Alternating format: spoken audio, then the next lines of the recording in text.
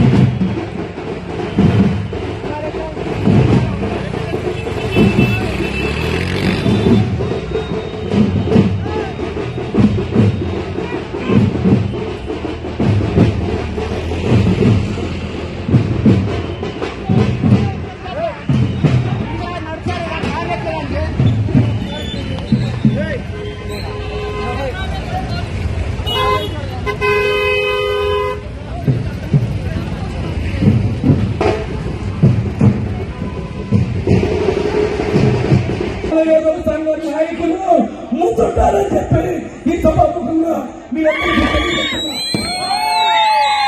ఈ సంఘం ఉద్యమానికే ఒక్కదానికే మరి క్రోడీకరించబడలేదు.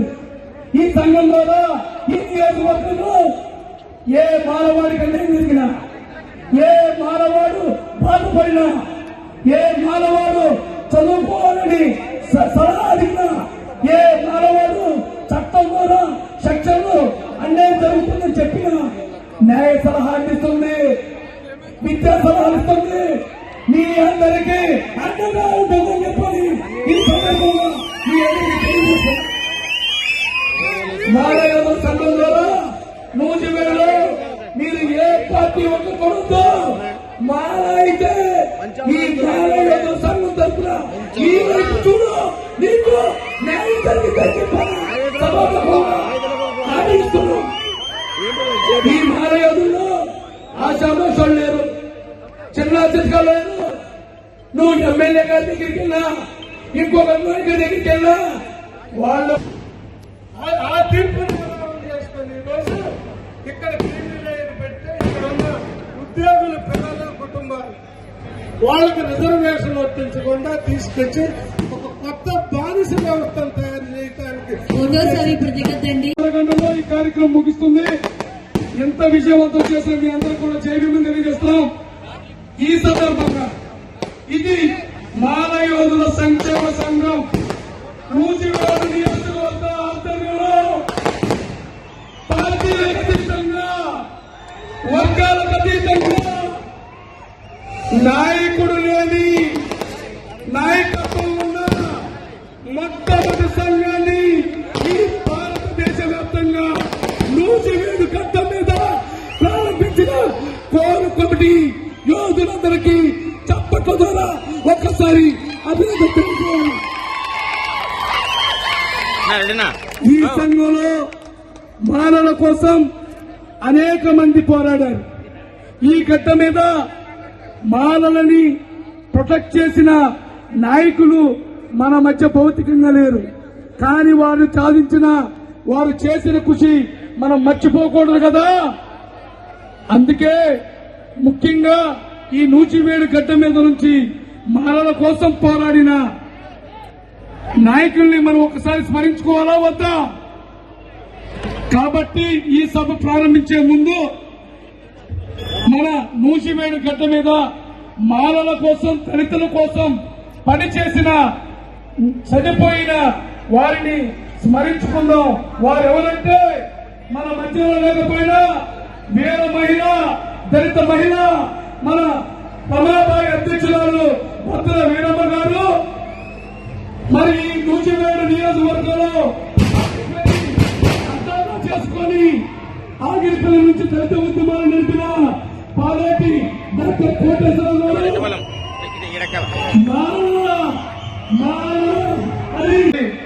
అక్కడ తప్పు జరుగుతుంది, దయచేసి కంట్రోల్ చేయి. అక్కడ తప్పు జరుగుతుంది, దయచేసి కంట్రోల్ చేయి. తమ్ముడు రోజీ, అక్కడ తప్పు జరుగుతుంది, కంట్రోల్ చేయి ప్లీజ్. సార్ మీరు కంటిన్యూ చేసేయండి, సభని మీరు కంటిన్యూ చేయండి, మీరు మాట్లాడండి ప్లీజ్. ఈ నూజివేడులో ఎప్పుడైతే ఆగస్టు 1వ తారీఖున సుప్రీంకోర్టు తీర్పు వచ్చిందో, ఆ సుప్రీంకోర్టు తీర్పు రాజ్యాంగ విరుద్ధమని, ఈ తీర్పుని ఆపివేయాలని, ఈ తీర్పుని పునఃపరిశీలించాలని భారతదేశ వ్యాప్తంగా జరిగిన భారత బంధు పిలుపులో భాగంగా నూజివేడులో కొంతమంది సామాజిక స్పృహ కలిగిన పెద్దలు కొంతమంది మాత్రమే బాధ్యతగా పాల్గొనడం జరిగింది. ఎందుకని ఆ కొంతమందే పాల్గొన్నారు? ఎందుకని ఆ 10 మందికే బాధ్యత ఉంది? ఎందుకని ఆ 10 మందే ఈ మానవ హక్కుల కోసం పోరాడాలి అని నూజివేడు పట్టణంలో ఉన్న కొంతమంది మేధావులు ఒక సమావేశం ఏర్పాటు చేసి, ఆ మేధావి వర్గం అంతా కూడా ఇది పద్ధతి కాదు, ఇది జాతి రక్షణ కోసం మనందరం కూడా నడుంపించాల్సిన పరిస్థితి వచ్చింది, మనందరం కూడా ఐక్యమత్యంగా అడుగు వేయాల్సిన అవసరం వచ్చిందని చెప్పని మనందరం మాట్లాడుకొని అలా చేయాలంటే ఏం చేయాలి, అలా ఉండాలంటే ఏం చేస్తే బాగుంటుందని ఒక ఆలోచన చేశారు. ఆ ఆలోచనే పార్టీలకు అతీతంగా, వర్గాలకు అతీతంగా నాయకులు లేని నాయకత్వం ఉన్న సంఘాన్ని ప్రారంభించాలని చెప్పని ఈ మానవ యోధుల సంక్షేమ సంఘాన్ని ప్రారంభించిన యోధులందరూ ఈ వేదిక మీద ఉన్నారు. ఆ యోధులు ఎంత గొప్పవాళ్ళంటే ఈ సభాముఖంగా పేరు పేరున మీ అందరి తరఫున 2 చేతులు జోడించి వారందరికీ కూడా పదాభివందనం తెలియజేస్తున్నాను. ఎందుకంటే ఎప్పుడైతే 2004లో వర్గీకరణ చట్టాన్ని ఆపేయమని తీర్పు వచ్చిందో దాని తర్వాత మాల మహానాడు పని అయిపోయిందని చెప్పని మాల మహానాడుతో మాలలకి ఇక పని లేదని కొంతమంది మాల మహానాడిని కొంతమంది కొంత దారుల్లో ఏర్పడడం జరిగింది. దాని తర్వాత వాళ్ళ వారసత్వం పుచ్చుకొని వచ్చిన అనేక మంది మాల నాయకులు, రాష్ట్ర అధ్యక్షులు, జిల్లా అధ్యక్షులు, జాతీయ అధ్యక్షులు అనేక సంఘాలుగా విడిపోవడం జరిగింది. కానీ ఎంఆర్పీఎస్ ఉద్యమం కొనసాగుతూనే ఉంది, వాళ్ళ ఐక్యమత్యం కొనసాగుతూనే ఉంది. కానీ మన మాలవాళ్ళు ఇక వర్గీకరణ లేదు కదా, మన పని అయిపోయింది, ఈ మాలవాళ్ళు పుట్టింది మాల ఎస్సీ వర్గీకరణ ఆపటానికి అని ఎవరికి వాళ్ళు ఈ యొక్క ఉద్యమాన్ని నీరు వచ్చే విధంగా ఎవరికి వాళ్ళు కూడా వాళ్ళ పనులు చూసుకుంటుంటే తాబేలు కుందేలు కదలేక వాళ్ళు మనం ఖండించేవారి పడుకుంటే వాళ్ళు వెనకగా వచ్చి మనల్ని దాటుకొని 2024లో మళ్ళీ మనకి ప్రమాదాన్ని తెచ్చిపెట్టారు. అప్పుడు అనేక మాల సంఘాలు, అనేక మాల మహానాలు ఏర్పడటం వల్ల ఏ సంఘంలో ఎవరున్నారో తెలియదు. మొత్తానికి అందరూ ఉన్నాం, తలోదారైపోయాం, తలో దిక్కుపోయాం. కానీ ఎంఆర్పీఎస్ నాయకులు, ఎంఆర్పీఎస్ సంఘం ఒకే సంఘంలో ఉంది. ఈ బలహీనత వల్ల మనం బలహీనపడిపోయాం. ఈ చట్టం మళ్ళీ రూపుదిద్దుకుంది. ఇలా కాదు, ఈ రాష్ట్రానికి, ఈ దేశానికి ఆదర్శంగా నూజివేడు నియోజకవర్గంలో ఒక సంఘం ఏర్పాటు చేద్దాం, ఒక ప్లాట్ఫామ్ తీసుకొద్దాం, పార్టీలకు అతీతంగా అందరూ పనిచేద్దామని మరి నడుం బిగించి సెప్టెంబర్ 3వ తారీఖున ఈ సంఘాన్ని ప్రారంభించడం జరిగింది. ఈ సంఘం ద్వారా ప్రతి పల్లె చుట్టారు, ప్రతి పల్లెలో ప్రతి ఒక్కరు చైతన్యం చేశారు. ఆ చైతన్యమే ఈ సభకు మీకు వచ్చిన ఇది ఆదర్శం. దీని ద్వారా మనం చెప్పేది ఏంటంటే ఎన్ని మాల మహానాడున్నా నూజివేడులో ఈ గ్రామం వచ్చినప్పుడు వేశారు, చూపించారు. రాబోయే రోజుల్లో ఈ సంఘం మీకేం చేస్తుందో కూడా మాట తప్పకుండా పని చేస్తామని సభాముఖంగా మాట ఇస్తూ ఈ సంఘానికి నాయకులు లేదండి. ఏ సంఘం ఏర్పడినా ప్రెసిడెంట్, సెక్రటరీ ఉంటారు. కానీ భారతదేశ వ్యాప్తంగా తెలుగు రాష్ట్రాల్లో ఎక్కడా లేని విధంగా ఒక నాయకుడు లేని కానీ నాయకత్వం ఉన్న సంఘం ఆదర్శంగా ఎక్కడి నుంచే ఈ రాష్ట్రానికి సందేశాన్ని పంపిస్తున్నామని చెప్పి ఈ సభాముఖంగా తెలియజేస్తున్నాం. నాయకుడే లేకుండా రథం నడదు, కానీ నడిపించారంటే అరుగు మన యోధులు నడిపించారు. ఇది ప్రతి నియోజకవర్గంలో జరగాలి. ముందు నువ్వు రాష్ట్ర అధ్యక్షుడివే, నువ్వు జాతీయ అధ్యక్షుడివే, నీకు నీ నియోజకవర్గంలో చాలా పట్టుంటుంది. కానీ వేరే నియోజకవర్గంలో నీకు పట్టుండకపోవచ్చు. దాన్ని గమనించి ప్రతి నియోజకవర్గంలో ఈ విధంగా తయారు చేస్తే షేక్ ఆడిపోవాలి ఏ ప్రభుత్వానికైనా సరే, షేక్ ఆడిపోవాలి ఏ ప్రభుత్వానికైనా సరే. మాల సత్తా బ్రేక్ కొడితే బండాగాలి, మాలోడితో పెట్టుకుంటే గుండాగాలి. అది పాత మాట, అది పాత మాట. బ్రేక్ కొడితే బండాగాలి, మాలోడితో పెట్టుకుంటే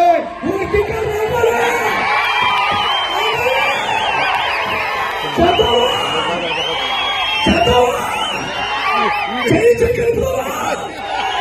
మాలయోధుల సంక్షేమ సంఘాన్ని బలపడతావా? ఈ మాలయోధుల సంఘాన్ని ఆశీర్వదించి ఈ మాలయోధుల సంఘంలో ప్రతి ఒక్క నాయకుడు చెప్పిన మాట విని ఇంత విజయవంతం చేసిన మీ అందరికీ రుణపడి ఉంటుంది. మాలయోధుల సంక్షేమ సంఘం నిలబడుతుంది. నూజివేడు గడ్డ మీద ఈ మాలయోధుల సంఘం మీకోసం పనిచేస్తుందని చెప్పి తెలియజేస్తూ మన అతిథులు మాట్లాడాలి. మన మల్లెల వెంకట్రావు గారు ఈ యొక్క సుప్రీంకోర్టు తీర్పు ఏదైతే కొట్టేసిందో ఆయన దాంట్లో సంబంధికులు ఆయన మాట్లాడే మధ్యలో విశిష్ట వచ్చారు కాబట్టి ఆగింది. ఈ మాలయోధుల సంక్షేమ సంఘం గురించి తెలియజేయాలని నేను మాట్లాడాను.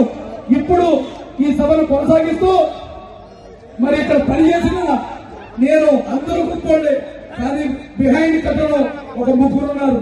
వాళ్ళ పేరు చెప్పి ముగిస్తాను.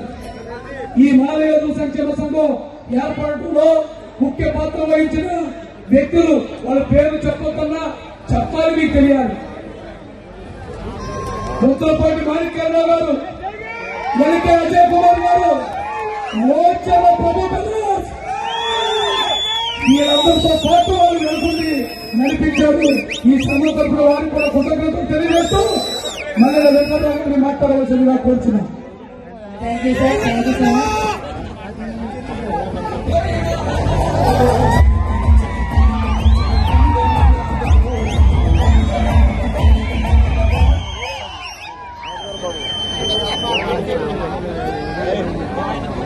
ఈ దెబ్బకి ఏం మాట్లాడాలని మర్చిపోయాను. అయితే మీరు నిబ్బరంగా వినాల్సిందే. గ్రామాల్లో మన వర్గీకరణ ఎందుకు వ్యతిరేకిస్తున్నారు? ఏం చెప్తారు మీరు? మాదిగలేమో ఒక పక్క మాలలో మా వాటా కొట్టేస్తున్నారు, మా పల్లెల్లో ఉన్న కూళ్ళు లాగేస్తున్నారు, మా రిజర్వేషన్లన్నీ తొక్కి తీస్తారన్నారు అని చెప్తా ఉన్నారు. మనం మేమేమీ మాదిగ వాటా కొట్టేయడం లేదు, తొక్కి తీయడం లేదు అని చెప్పాలంటే మీరు ఏ విధంగా చెప్తారు? ఎట్లా ఎగిరితే కుదరదు. ఇట్లా ఎగిరితే అది ఎగురుతున్నాడు. నేను కృష్ణమాలి కూడా అక్కడ ఎగిరాను. అక్కడ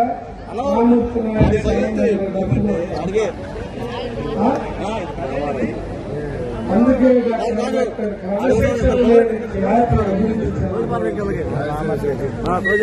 క్రమశిక్షణ లేని జాతి అభివృద్ధి చెందింది. ఈ జాతి మూలాలు మర్చిపోయిన మీరు మీ అసలు మన పూర్వులు చెప్తూ మర్చిపోయిన మనం మన వీరులు త్యాగాల భుజాల మీద సమాజాన్ని చూస్తా ఉన్నాం. మన ముత్తాతలు చొక్కాలు వేసుకున్నారా? మన ముత్తాతలు ప్యాంట్లు వేసుకున్నారా? మన ముత్తాతలు ఊరి నడుకొట్టులోకి వచ్చి ఈ రుజువీడిలోకి వచ్చి ఇక్కడ ఒక పెద్ద మీటింగ్ పెట్టి వేలాది మంది కూర్చొని ఎక్కడైనా మాట్లాడారా మన ముత్తాతలు?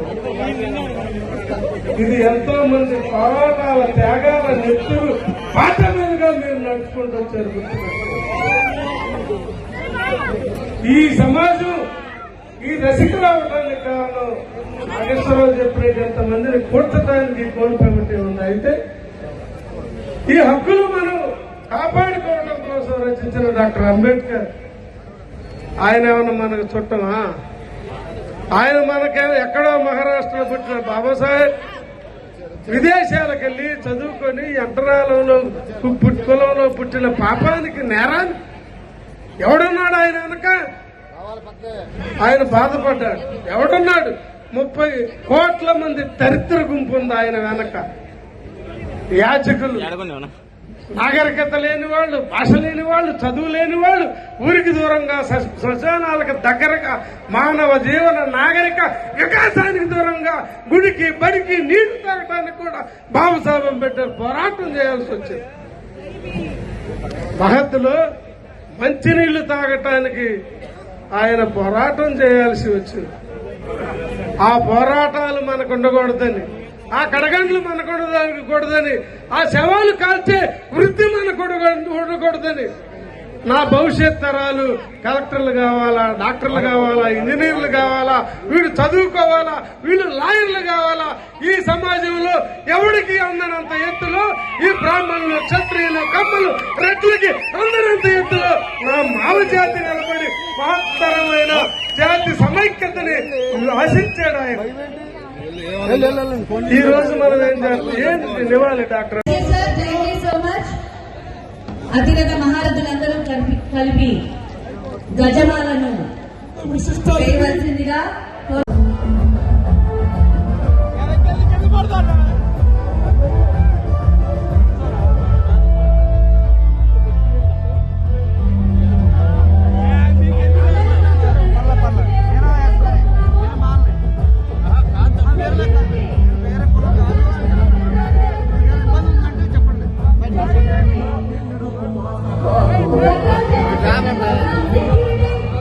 స్వేచ్ఛ, సమానత్వం, సౌభ్రాతృత్వం, సమన్యాయం, సెక్యులర్ దేశంగా బాబాసాహెబ్ నిర్మించిన రాజ్యాంగ పీఠికి కాదరాసిన వీళ్ళు దేశద్రోహులు కాదని వాడు తెలుగుదేశం అయినా, కాంగ్రెస్ అయినా, వైసీపీ అయినా, సిపిఐ అయినా, సిపిఐ రాజ్యాంగ పట్టాలు చూడాలి. రాజ్యాంగం అందుకే మీరు తల్లులారా బైబిల్ చదివినట్టు రాజ్యాంగం చదవాలి. మత్తయి సువార్త 14వ అధ్యాయం 3వ వచనం అనగానే అప్పుడు 100 మంది బైబిల్ లేకుండా మాట్లాడతారే. చాప్టర్ 4 ఆర్టికల్ 32 అనగానే మీరు వెంటనే మాట్లాడాలి. అక్కడ నుండి ఆర్టికల్ 34 అంటే ఈ కోర్టులు గాని, ఈ చట్టాలు గాని, ఈ ప్రభుత్వాలు గాని మొదటిలాగా మా క్యూరేటివ్ పిటిషన్ వేయకుండా మా రివ్యూ పిటిషన్ ని రిజెక్ట్ చేస్తే మీరు ఇదిగో మాండమస్ చేయండి, నిర్దేశించుకోండి, కేబిఎస్ కార్పస్ వేయండి అని చెప్పి ఆ రోజు డాక్టర్ అంబేద్కర్ రాజ్యాంగంలో ఆర్టికల్ 32 చెప్పాలి. మీరు అనేది లేకుండా ఈ భారత రాజ్యాంగమే లేదు. ఈ 32 ఈ రాజ్యాంగానికి ఇరుసు లాంటిది, జీవం లాంటిది అని చెప్పి డాక్టర్. అందుకే సోదరులారా, మిత్రులారా, ఈ కాన్స్టిట్యూషన్ వైలేషన్ నేను మొన్న వేసాను, నేను శనివారం వేసాను ఇక్కడ హైకోర్టులో కమిషన్ ఛాలెంజ్ చేసి, నువ్వు కులాల జనాభా లెక్కలు లేకుండా కులాలను ఎట్లా ఇప్పుడు పర్సెంటేజ్ నిర్ణయిస్తావు? లేదు, కులం లేదు. చంద్రబాబు నాయుడు ప్రభుత్వం కానీ ఏ ప్రభుత్వం అన్నా కానీ కేంద్ర ప్రభుత్వం మాత్రమే జనాభా లెక్కల సేకరణ చేసి అధికారం ఉంది. దానికి ఒక సెన్సస్ కమిషన్ అనేది ఉంది. ఈ సెన్సస్ కమిషన్ 2027లో లెక్కలు తెస్తా ఉన్నారు. అది కూడా కులగణన కాదు, జనగణనే. కులగణన చేయకూడదని సుప్రీంకోర్టులో కేసు పెండింగ్ ఉంటుంది. ఇక్కడ కులాలు ఇంకొక ముఖ్య విషయం, 1956 తర్వాత 56కి ముందు 30 కులాలే ఇక్కడ ఉన్నాయి. తెలంగాణలో 30 కులాలు ఉన్నాయి. 2 రాష్ట్రాలు కలిశాక షెడ్యూల్ కులాల లిస్టులో 65. ఇప్పుడు 2014 2 రాష్ట్రాలు విడిపోయినాయి. ఇక్కడున్న 30 కులాలు అక్కడ లేవు, అక్కడున్న 30 కులాలు ఎక్కడ లేవు. ఈ 30 కులాలను తీయాలంటే మళ్ళీ ఆ కమిషన్ వేయాలా? అంటే ఎంత ప్రక్రియ అయిన డాక్టర్ అంబేద్కర్ ఆ రోజు మన జాతులు, కులాలకు సంబంధించిన ఈ సమూహాలు, బృందాలని కాపాడుకోవటం కోసం ఆయన ఎక్కడున్నా కానీ డెఫినెట్ గా స్వర్గం ఉంటే అక్కడ ఉంటాడు, పరలోక రాజ్యం ఉంటే అక్కడే ఉంటాడు. ఎక్కడ ఉన్నా కానీ రాజ్యాంగంలో లిఖించి వెళ్ళాడు ఆయన. ఈ జనగణన ఈ మొత్తం తీయాలంటే మళ్ళీ పార్లమెంట్ లో రాజ్యాంగ సవరణ చేసి తీయాలి. ఇది ఎప్పుడు పట్టింది? 2040 కావచ్చు. అప్పుడు ఆయన ఉన్నాడు, ఇది చేసిన ఆయన ఉన్నాడు, అడిగాడు ఆయన ఉన్నాడు, వద్దని మాలాంటి వాళ్ళు ఉన్నాం, కిందకో పైకో పోతాం.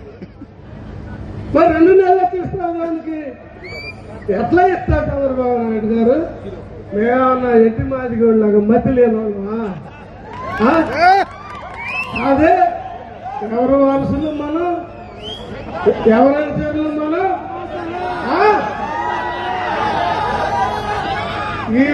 నువ్వు ఆయన కాలిగోటికి సరిపోతావా? ఈ భారతదేశంలో మోడీ కానీ, చంద్రబాబు నాయుడు కానీ, రాష్ట్రపతులు కానీ, ప్రధానమంత్రులు కానీ, అద్వానీలు కానీ, ఇంకా ఉన్న అమిత్ షాలు కానీ వీరాది వీరులు అని చెప్పి చెప్పుకుంటున్న వాళ్ళు ఎవడైనా మీకు రాముడు ఉండొచ్చు, కృష్ణుడు ఉండొచ్చు, మీకు ఎవడెవడో 33 కోట్ల దేవతలు ఉండొచ్చు మీకు. అందుకే దేశం అంటే 33 కోట్ల దేవతలు ఎగబడ్డ దేశం ఇది. కాక సావులు, బాబాలు, పాదిర్లు, అయ్యప్పలు ఈ దేశం మీద పడి మన శ్రమ దోసుకు తినటానికి కోట్ల మంది తయారుగా ఉన్నారు. అందుకే ఈ శ్రమ దక్కాలి బాబాసాహెబ్ అంబేద్కర్. అందుకే నా ప్రజలు పాలకులుగా ఉండాలి, పాలితులుగా ఉండకూడదని కోరుకున్నాడు ఆయన. మనం ఏం చేస్తా ఉన్నాం? పాలకులుగా ఉన్నావా, పాలితులుగా ఉన్నావా?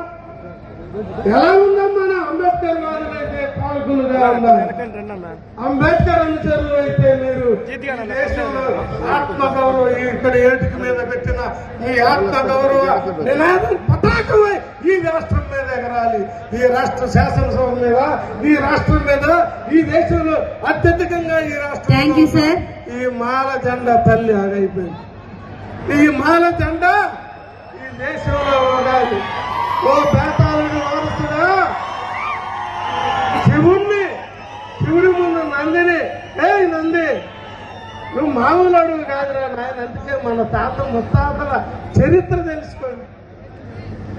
శివాలయానికి పోతే రామునుడు నందనారాయణ నువ్వు మాలోడు, నువ్వు గుళ్ళోకి రావద్దురా అన్నాడు. సరే నువ్వు బయట నుంచి ఎందుకంటే చాలా మంది మాట్లాడాల్సి చాలా మంది ఉన్నారు.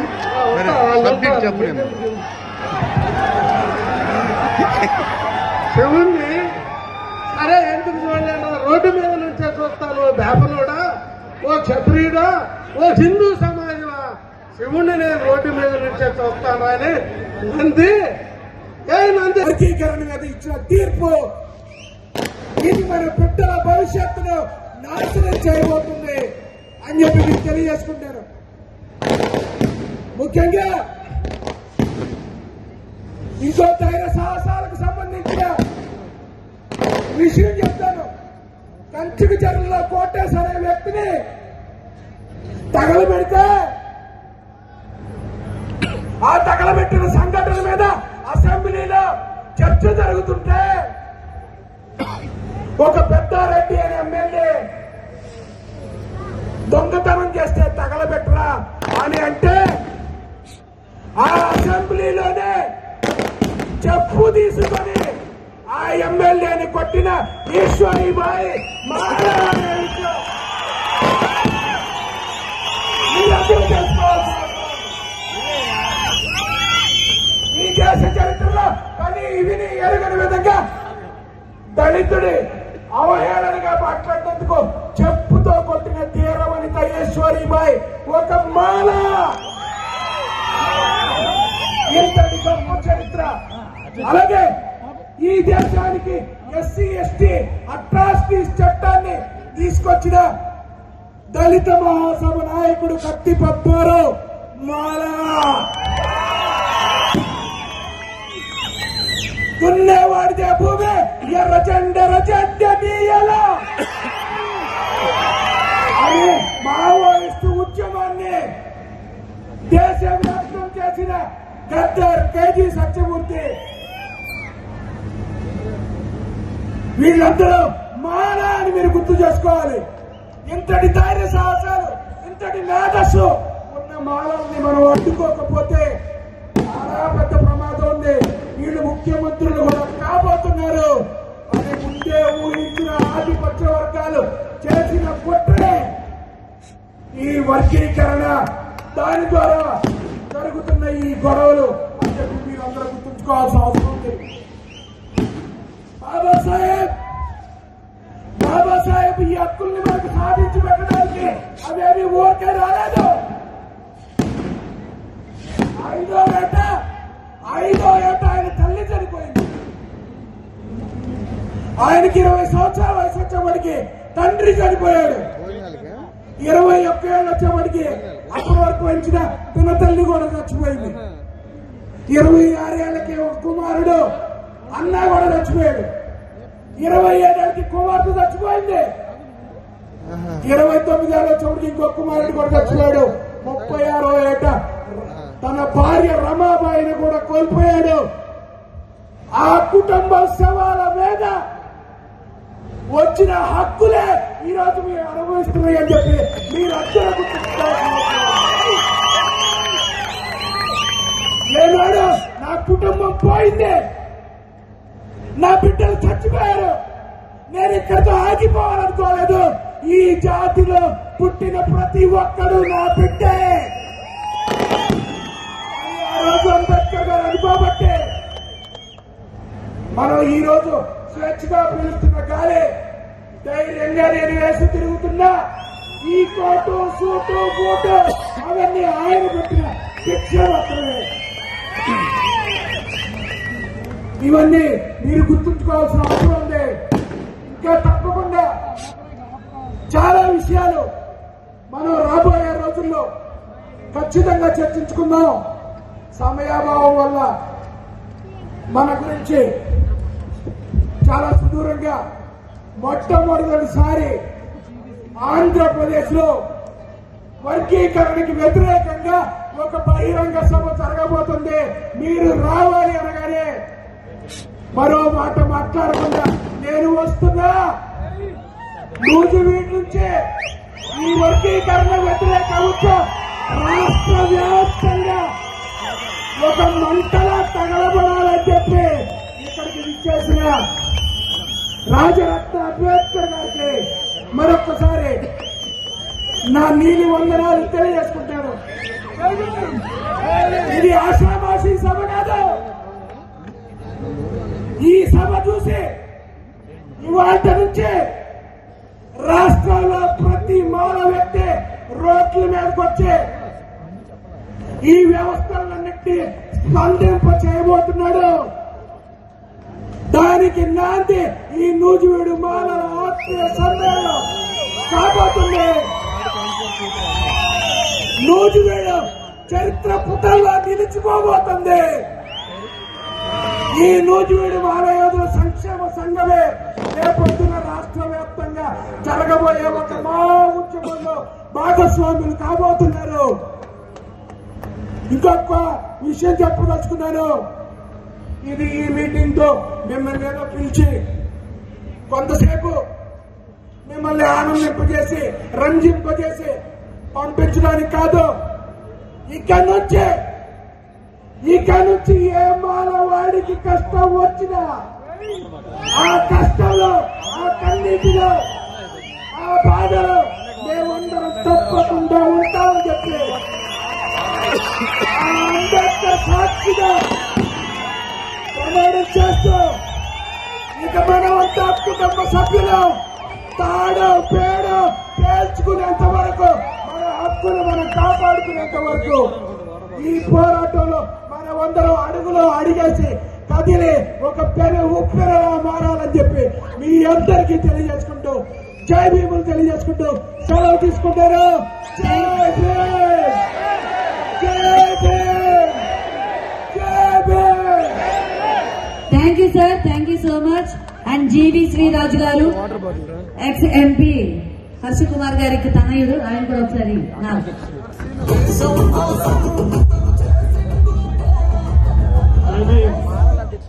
మాలల అధ్యక్షులు. నాకు ఈ అవకాశం ఇచ్చినందుకు కమిటీ సభ్యులందరికీ కూడా ముందుగా కృతజ్ఞతలు తెలుపుకుంటున్నాను. నేను వర్గీకరణ స్టేజ్ మీద ఎవరిని సార్ ఎంటర్ చేయబాకండి ప్లీజ్. స్పీచ్ అయ్యేంత వరకు ప్లీజ్. పెద్దలు మాట్లాడుతున్నారు, మాట్లాడేటప్పుడు మధ్యలో డిస్టర్బెన్స్ అవుతుంది సార్ ప్లీజ్. కోటు టోపీ బూట్లు ఇవన్నీ తీసేసి నేను వేళల్లో కావాలనుకుంటే నేను కూడా వాళ్ళలాగా ఉండాలని చెప్పి సూటు బూట్లు అన్ని తీసి ఒక గోచి పెట్టుకుని తిరగడం మొదలుపెట్టి జనాల్ని మోసం చేయాలంటే వాళ్ళల్లో కలిసి వాళ్ళలాగే నటించాలనే సూత్రాన్ని ఆయన మొదలు పెట్టాడని చెప్పి మీకు తెలియజేసుకున్నాను. बाबा साहब भी भारत के बाहर पड़े. बाबा साहब की भी एजुकेशन इंडिया के बाहर हुई और जब बाबा साहब भारत में आए, भारत में आने के बाद बाबा साहब ने भी पूरे भारत का दौरा किया और बाबा साहब ने देखा कि सही में इस देश के लोग भूखे नंगे हैं, इनके पेट को खाने के लिए खाना नहीं है, बदन के ऊपर कपड़ा नहीं है, लेकिन बाबा साहब अंबेडकर ने अपना सूट बूट टाई कोट नहीं उतारा, बल्कि बाबा साहब ने सूट बूट टाई कोट पहनना शुरू कर दिया।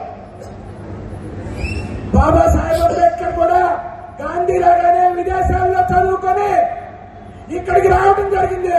ఆయన కూడా ప్రజల్లో తిరుగుతూ వాళ్ళ కష్టాలను చూడటం జరిగింది, వాళ్ళ ఆకలి బాధలను చూడటం జరిగింది. అర్ధరాత్రిగా ఒంటి మీద బట్టలు లేకుండా, కనీసం తినడానికి తిండి లేకుండా ఉన్న వాళ్ళ పరిస్థితులను చూడటం జరిగింది. అయినా కానీ ఆయన సూటు బూటుతోనే తిరగాలని చెప్పి నిర్ణయం తీసుకోవడం జరిగింది. इसलिए अंबेडकरवाद और गांधीवाद में एक छोटा सा फर्क है, वो हिंदी में आपको बताना चाहूंगा। नंगे को देखकर नंगा हो जाना ये गांधीवाद है, नंगे को देखकर नंगा हो जाना ये गांधीवाद है, लेकिन नंगे को देखकर उसको सूट बूट टाई कोट में लाना ये अंबेडकरवाद है। గాంధీవాదం అంటే ఏంటో తెలుసా? ఎవరైతే అర్ధనగ్నంగా బట్టలు లేకుండా తిరుగుతున్నారో వాళ్ళని మోసం చేయడానికి అదే గోచి పెట్టుకొని అర్ధనగ్నంగా తిరగటం, అది గాంధీవాదం. అలాగే అర్ధనగ్నంగా ఉన్న ప్రజల్ని మీరు కూడా నాలాగా సూటు బూటు వేసుకుని తిరిగేలా చేయడం అనేది అంబేద్కర్ వాదం అని చెప్పి మీకు తెలియజేస్తున్నాను. అదే గాంధీవాదానికి అంబేద్కర్ వాదానికి ఉన్న తేడా, అది మీరందరూ గమనించాలని చెప్పి తెలియజేసుకుంటారు. अभी सुप्रीम कोर्ट कह रहा है कि बाबा साहब को देखकर जो लोग सूट बूट टाई कोट में आए हैं, ये बाइफर्केशन, ये क्लासिफिकेशन, कोटा विदिन कोटा, ये कानून लाकर हमारा सूट बूट टाई कोट उतारकर फिर से ही हमको गांधी की तरह नंगा करने का काम ये सुप्रीम कोर्ट के डिसीजन के थ्रू हो रहा है। ఏదైతే బాబాసాహెబ్ అంబేద్కర్ చూసి మనం కూడా ఆయనలాగా బతకాలని, ఏదైతే ఈ సూటు కోటు బూటుతో మనం చంపాలి. एक तरफ तो हिंदुओं को कह रहा है कि बटोंगे तो कटेंगे, और दूसरी तरफ शेड्यूल कास्ट के लोगों को ABCD में ये 4 हिस्सों में काटने की बात कर रहा है। अगर हिंदू बटेंगे तो कटेंगे ऐसा इस देश का प्रधानमंत्री कह रहा है, तो वही प्रधानमंत्री हमको 4 हिस्सों में क्यों बांटने का काम कर रहा है। ఓ పక్కన ప్రధాని మోడీ మహారాష్ట్రకు వచ్చి మీరు హిందువులందరూ బతకాలంటే మీరందరూ కలిసికట్టుగా ఉండాలి, కలిసికట్టుగా ఎదుర్కోవాలని చెప్తున్నాడు. కానీ ఓ పక్కన షెడ్యూల్ కులాలను మాత్రం మీరు 4 ముక్కలుగా విడిపోవాలని చెప్పి సుప్రీంకోర్టు ద్వారా తీర్పునిచ్చాడు. అది మీరు అందరూ గమనించాల్సిందిగా కోరుకుంటున్నాను.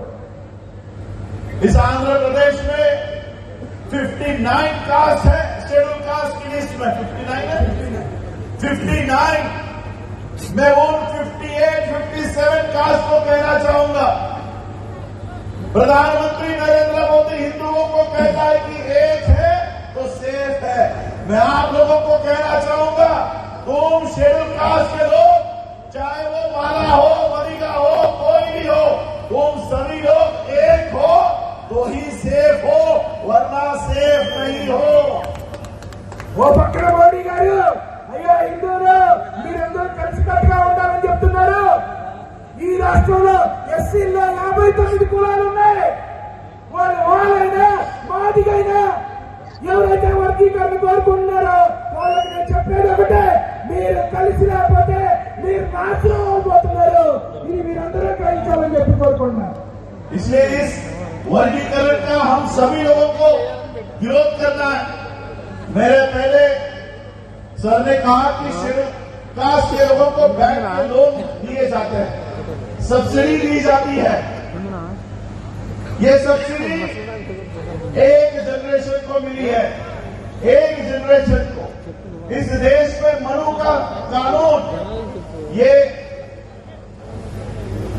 कॉन्स्टिट्यूशन ऑफ इंडिया 26 जनवरी 1950 को लागू हुआ। ये कॉन्स्टिट्यूशन लागू होने से पहले भारत कौन से किताब के ऊपर चल रहा था बताओ? ఏదైతే 26 జనవరి 1950 నుంచి ఈ రాజ్యాంగం అమల్లోకి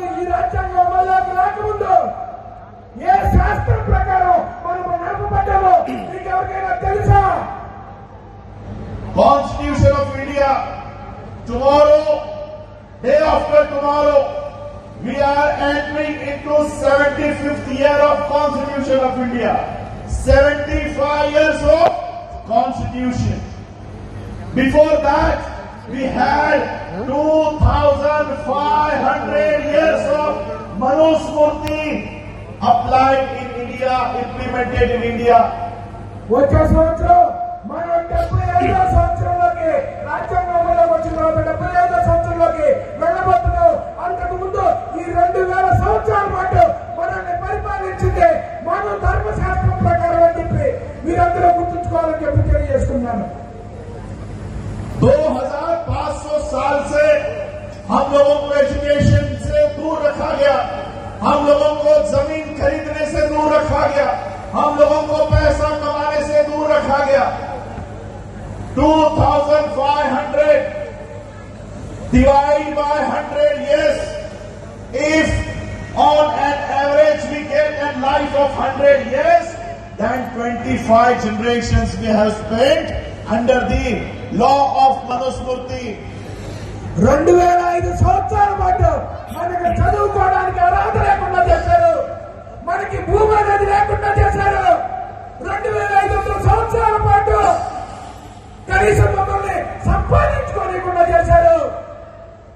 ఈ 2500 సంవత్సరాలని ఇప్పుడు కాన్స్టిట్యూషన్ అమల్లోకి వచ్చిన తర్వాత 100తో అంటే మనం 100 సంవత్సరాలు బతుకుతాం అనుకుంటే 25 తరాల మన షెడ్యూల్ కులాన్ని నాశనం చేశారు మన ధర్మశాస్త్రం ప్రకారం. ఇదందరూ మీరు తెలుసుకోవాలని చెప్పి తెలియజేసుకున్నాను. This is hardly our second generation which is entering into the era of Constitution. सिर्फ दूसरी पीढ़ी हमारी 75 इयर्स का कॉन्स्टिट्यूशन हम लोगों ने 26 जनवरी 1950 से ही हम लोग IAS IPS डॉक्टर इंजीनियर नहीं बने. 10-15 साल बाद हमारे लिए ये फैसिलिटीज हमको मिलना शुरू हुआ. हमारे लिए ये संविधान सिर्फ 60 साल का है. మనకి ఈ హక్కులు వచ్చి 75 సంవత్సరాలు మాత్రమే అయింది. ఇది మీరందరూ గుర్తుంచుకోవాలి. కనీసం రెండో తరం మనం ఈ హక్కులు లేకపోయాము. 10 సంవత్సరాలు 15 సంవత్సరాలు వచ్చే మనలో పుట్టబడుతున్నారు. అంతకుముందు మన పరిస్థితి ఇది కాదు. ఇది మీరందరూ గ్రహించుకోవాల్సిన అవసరం ఉందని చెప్పి తెలియజేసుకున్నారు. ये 60 साल में ही संविधान से इतना थर थर क्यों कांप रहे हैं? ये 60 साल में ही संविधान से क्यों डर रहे हैं? इसकी मैं आपको मूल वजह बताता हूं कि ये संविधान से क्यों डर रहे हैं. बाबा साहब अम्बेडकर जी के साथ बचपन में बाबा साहब को बैलगाड़ी में भी बैठने का अधिकार नहीं था. बाबा साहब को कुएं का पानी पीने तक का अधिकार इस मनु के कानून ने नहीं दिया था. आज भी कई सारे राज्यों में हम लोगों को स्कूल में पानी के घड़े को भी हाथ लगाने का अधिकार नहीं है. ఈ 70 సంవత్సరాల్లోనే మనకి ఈ హక్కులు రావటాన్ని మీరెందుకు జీర్ణించుకోలేకపోతున్నారు అని నేను చెప్పదలుచుకున్నాను. బాబాసాహెబ్ అంబేద్కర్ ఆయన చిన్న వయసులో కనీసం ఆయన స్కూల్లో రానివ్వలేదు, కనీసం బావి దగ్గర మంచినీళ్లు తాగడానికి కూడా అవకాశం ఇవ్వలేదు. ఇప్పటికీ అనేక రాష్ట్రాల్లో స్కూళ్లలో మన పిల్లల్ని మంచినీళ్లు తాగడానికి కూడా అనుమతించట్లేదు. అదే ప్రస్తుతం ఉన్న పరిస్థితులు ఇప్పటికీ రాజ్యాంగం అమల్లోకి వచ్చిన 70 సంవత్సరాల తర్వాత కూడా అని చెప్పి మీకు తెలియజేస్తున్నాను. बाबा साहब ने इस देश में ऐसा संविधान